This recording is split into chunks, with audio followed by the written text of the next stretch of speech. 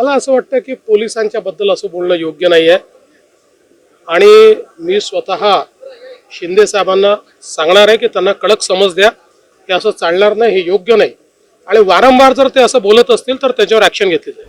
प्रक्रिया सुरू करतोय. काही बेकायदेशीर पाकिस्तानी जे आहेत ते सुद्धा वास्तव करत असल्याची माहिती सुरू होती.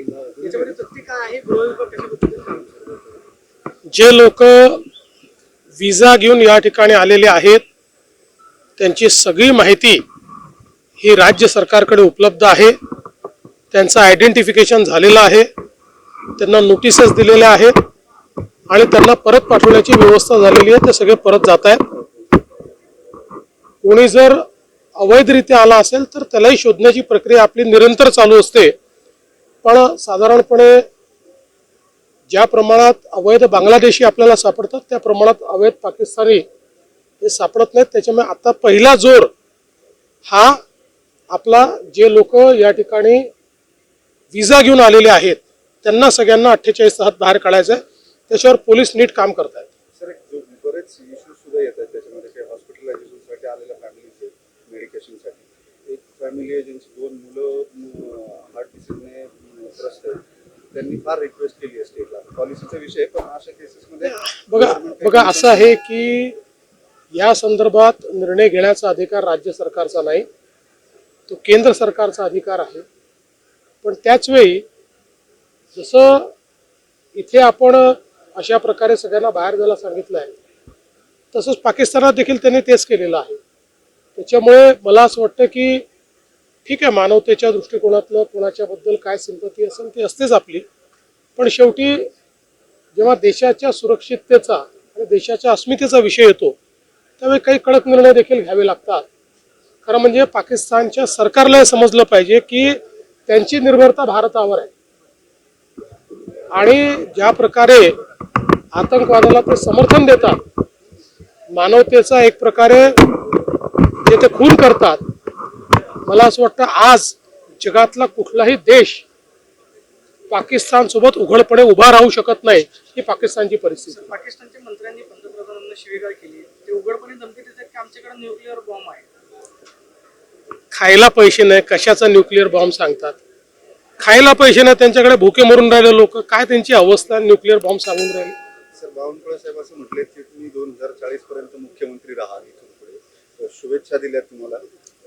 बावनकुळे साहेबांच्या जर बस चालला तर ते 100 वर्ष मला ठेवतील. पण त्या त्यांच्या त्याच्यावर 2080 पर्यंत राहू देत, आमच्या शुभेच्छा आहेत.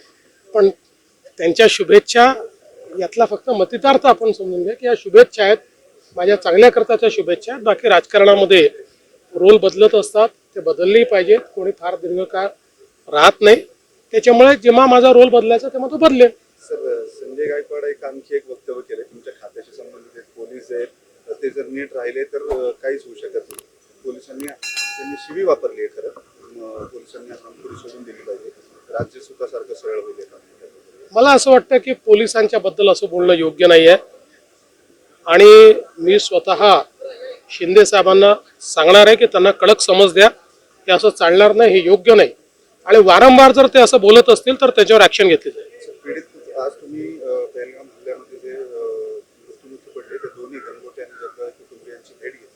काय बोलणं झालं तुमचं? फार काळ तुम्हाला तुमच्याकडेही शब्द नव्हते, कुणाला दाखवले आणि अत्यंत हृदयद्रावक प्रसंग आहेत. अतिशय भावूक अशा प्रकारचा हा प्रसंग होता.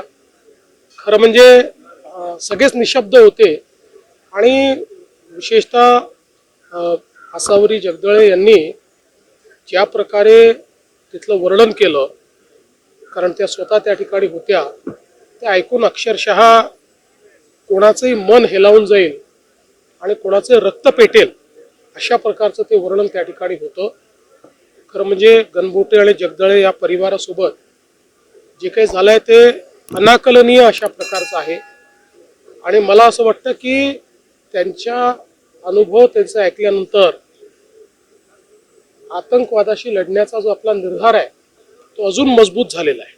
शरद, महत्वाचा मुद्दा, कारण जगदाळे कुटुंबियांनीच त्यांचे मेसेज जे आहेत प्रगती जगदाळे त्यांनी फायनान्शियल अडचणींच्या संदर्भात सुद्धा सरकारकडे एक अपील केली. निश्चितपणे हे जे 6 परिवार आहेत यांना जी काही मदतीची आवश्यकता असेल राज्य सरकार ती करेल.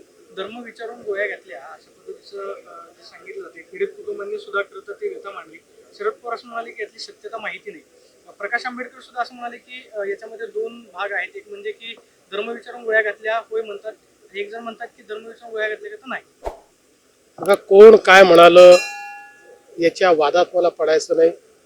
ही वाद करण्याची वेळ नाही.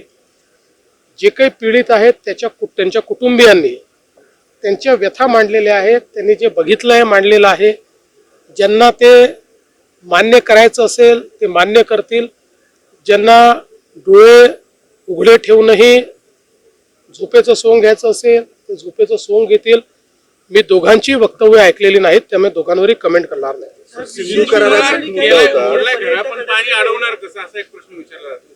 असं आहे की सिंधू करार मोडल्यानंतर खरं म्हणजे 3-4 योजना या ऑलरेडी त्या ठिकाणी सुरू आहे आणि पाणी काही एका दिवसात अडतं असं कोणाचं त्या ठिकाणी बाळबोध समज नाही आहे. पण या पाण्यावर पाकिस्तान निर्भर आहे आणि हे पाणी अडवणं भारताने जर सुरू केलं तर अक्षरशः पाकिस्तानवर त्या ठिकाणी तहानेने मरण्याची वेळ येईल. आणि म्हणून हा अतिशय योग्य निर्णय. अशा प्रकारची जागा दाखवावी लागते. ती जागा दाखवण्याचा निर्णय.